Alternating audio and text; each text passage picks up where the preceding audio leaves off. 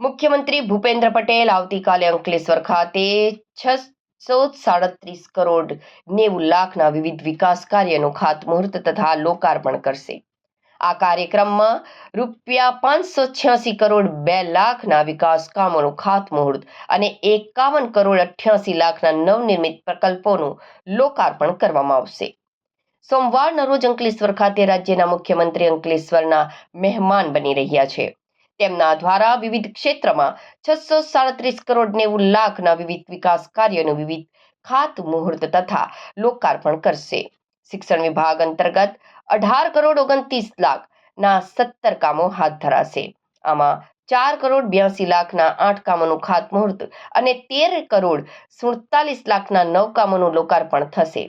નવી શાળાઓ અને વર્ગખંડોના નિર્માણથી ભરૂચ, જંબુસર, આમોદ અને હાંસોટ તાલુકાના હજારો વિદ્યાર્થીઓને ગુણવત્તાયુક્ત શિક્ષણનું વાતાવરણ મળશે. શહેરી વિકાસ અને ગૃહ નિર્માણ વિભાગ દ્વારા નગરપાલિકા વિસ્તારમાં અંડરપાસ, ગરનાળા, પેવર બ્લોક રસ્તા અને ફિશ માર્કેટનું આધુનિકીકરણ કરવામાં આવશે. આ કામોથી 1 લાખથી વધુ શહેરીજનો અને માછીમાર સમુદાયને લાભ થશે. ભરૂચ જિલ્લામાં નવા રસ્તાઓનું નિર્માણથી ભારે વાહનો અને ટ્રાફિક સમસ્યાનું નિરાકરણ થશે. આનાથી ઈંધણ અને સમયની બચત થશે તેમજ લોકોની મુસાફરી સરળ બનશે.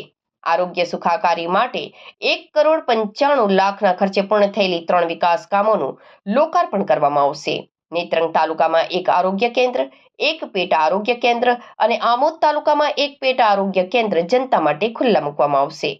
રમતગમત, યુવા અને સાંસ્કૃતિક પ્રવૃત્તિઓ વિભાગ દ્વારા કોસંબડી ગામ ખાતે 60,000 ચોરસ મીટર વિસ્તારમાં 6 કરોડ 90 લાખના ખર્ચે તાલુકા કક્ષાનું સ્પોર્ટ્સ કોમ્પ્લેક્સ બનાવવામાં આવ્યું છે. આ સ્પોર્ટ્સ કોમ્પ્લેક્સ યુવાનોની રમતગમત પ્રતિભાને ખીલવવામાં મદદરૂપ થશે. મુખ્યમંત્રી અંકલેશ્વરમાં નિર્માણાધીન ટ્રાન્સપોર્ટ નગર અને જીઆઈડીસીની પણ મુલાકાત લેશે. આ કાર્યક્રમમાં જિલ્લા પંચાયત પ્રમુખ મહેન્દ્રસિંહ વાસદિયા, સાંસદ મનસુખભાઈ વસાવા, ધારાસભ્ય ઈશ્વરસિંહ પટેલ, રમેશ મિસ્ત્રી, અરુણસિંહ રણા, રીતેશ વસાવા, ડી.કે. સ્વામી, જિલ્લા કલેક્ટર ગૌરાંગ મકવાણા, જિલ્લા વિકાસ અધિકારી યોગેશ કાપસે, જિલ્લાના પદાધિકારીઓ અને શહેરીજનો ઉપસ્થિત રહેશે. તેમના આગમન પૂર્વે અંકલેશ્વરમાં શારદા ભવનથી સીએમ જ્યાંથી આવવાના છે ને જ્યાં જવાના છે તે માર્ગ પર સીએમની ગાડી સાથેના કોન્વે ગાડીઓ સાથેનું રિહર્સલ કરવામાં આવ્યું હતું. વધુમાં માર્ગ પર પોલીસ બંદોબસ્ત સાથે માં શારદા ભવન ટાઉન હોલ ખાતે ડોગ સ્ક્વોડ, એફએસએલ અને બોમ્બ સ્ક્વોડ દ્વારા ચેકિંગ કરવામાં આવ્યું હતું.